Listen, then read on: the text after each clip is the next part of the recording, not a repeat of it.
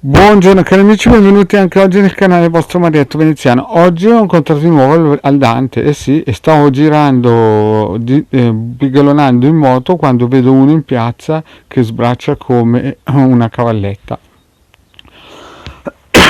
Io a un certo punto guardo da lontano, non riconosco queste due manone che sembravano due pale e a un certo punto mi avvicino con la moto e dico ma chi è quello lì? È il Dante, al che il Dante appena mi riconosce e mi vede, perché mi aveva riconosciuto da lontano, dice vuoi un caffè macchiato Marietto? Il Marietto appena sentito parlare di un caffè macchiato ristretto con tanto latte è saltato giù una moto come Zorro, l'ha parcheggiata, ha piazzato i guanti e il caschetto e poi via, è corso al bar. E il Dante mi dice c'è qualcuno che spiffera le cose che dico io sul web. Io ho guardato e ho detto giuro in giuretto non dico niente. Dante, vuoi raccontarmi qualcosa? Perché sapete, il Dante quando lo si incontra bisogna sempre dargli un po' di filo perché lei racconta di quelle, sapete che... Però a me piace perché quando offro un caffè macchiato sapete che il vostro Marietto le beve tutte, no?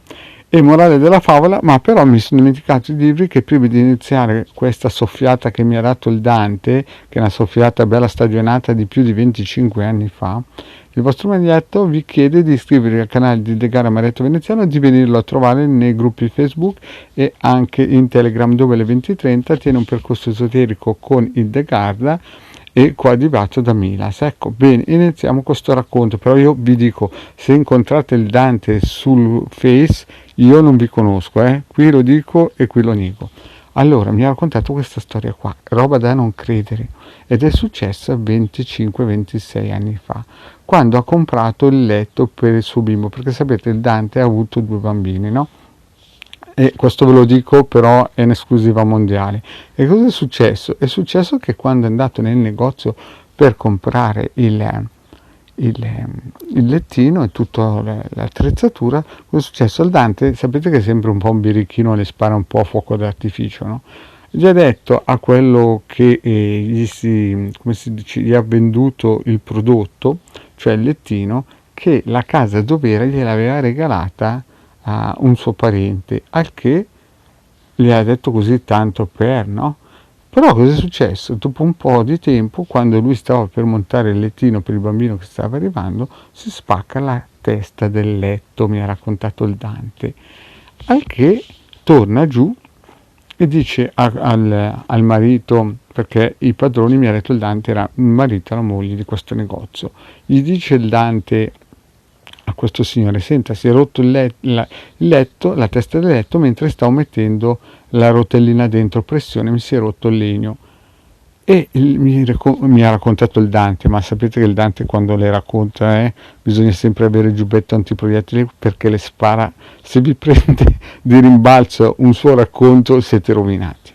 Comunque, morale della favola, il padrone del negozio gli dice, visto che mi ha detto il Dante, pensate che memoria, erano 26 anni fa, mi ha detto il Dante che il padrone del negozio gli ha detto vengo su io e mia moglie, chiudo il negozio e vengo su nella tua casa a metterti a posto la testa del letto del bambino. Anche il Dante era stupito perché diceva cavoli che servizio, questi chiudono un giorno della settimana per venire su a casa mia, e non voleva infatti il Dante, mi ha detto, perché mi sembrava un'esagerazione per la testa di un lettino, poi il lettino costava 200 franchi, mi ha detto il Dante, e sono prezzi di 26-27 anni fa.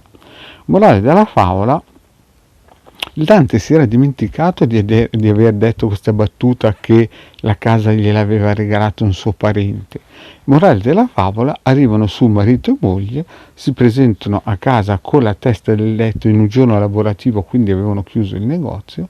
La moglie resta sotto a parlare con la compagna del Dante e il marito va su nella cameretta del bambino, dove sarebbe dovuto essere la cameretta del bambino, però prende un martello con sé e il Dante, mentre fa la scalinata e andare su, guarda questo signore con il martello in mano e pensa, ma strano, non ci vuole il martello per mettere dentro una ruota nella testa del letto di un bambino, cioè praticamente era proprio un bambino per neonati, cioè era proprio un lettino per neonati, mi ha detto il Dante. E infatti gli dice: senta, ma signore, non c'è bisogno di un martello per inserire questa rotellina nella testa del letto bambino. E questo signore gli si scappa, mi ha detto il Dante, che il martello era per lui, ma il Dante era sovrappensiero e non ha capito. Morale della favola, mi racconta il Dante, mentre erano nella camera e il Dante era seduto, cosa succede? Vede negli occhi, mi racconta il Dante, vede negli occhi di chi ha il martello in mano un pensiero brutto, brutto, brutto. Al che cosa succede? Il Dante dice: qui uno di noi due non esce in piedi, quindi è meglio che gli spiego di lasciare stare quello che sta pensando. Infatti il Dante mi ha detto che gli ha detto: senta, il martello non serve, lo metta via e mi dia una mano. Quel tipo lì era tutto titubante, mi ha detto il Dante, ma poi ha capito che non sarebbe uscito in piedi e quindi ha messo giù il martello. Fatto sta che mettono in 30 secondi a posto questa rotellina dentro la testa del letto del Dante, cioè del bambino del Dante, di quello che sarebbe arrivato, scendono e la moglie di questo signore, quando vede il marito scendere con il Dante, lo riprende con lo sguardo come della serie: ma non ci sei riuscito? Al che il marito dice: non ce l'ho fatta. E poi, morale della favola, mi ha detto il Dante, se ne vanno via tranquillamente. E il Dante, mentre li stava guardando andando via, li ha accompagnati chiaramente alla porta, ha pensato: questi vivranno poco. Cosa succede? Mi racconta il Dante. 6 mesi dopo il Dante era seduto sul suo divano e stava leggendo. Sapete che il Dante è un po' un burlone. Leggeva il giornale e a un certo punto salta fuori una foto e vede questa foto e dice: ma io questa persona la conosco. E poi comincia a leggere. Queste due persone sono state praticamente, cioè sono morte in un incidente a Bologna, in una rotonda all'uscita autostrada. C'era una rotonda, un bilico è passato, queste due persone erano ferme con la macchina, il bilico si è rovesciato e il marito davanti e la moglie dietro esternamente, non a posto di guida ma dall'altra parte, sono stati schiacciati, mentre le altre due persone che erano sulla macchina sono state illese, sono rimaste illese. Al che il Dante praticamente ci è rimasto di ghiaccio, dice: cavoli, però pensare male si fa peccato, però ci si azzecca quasi sempre, come diceva il Zio Giulio.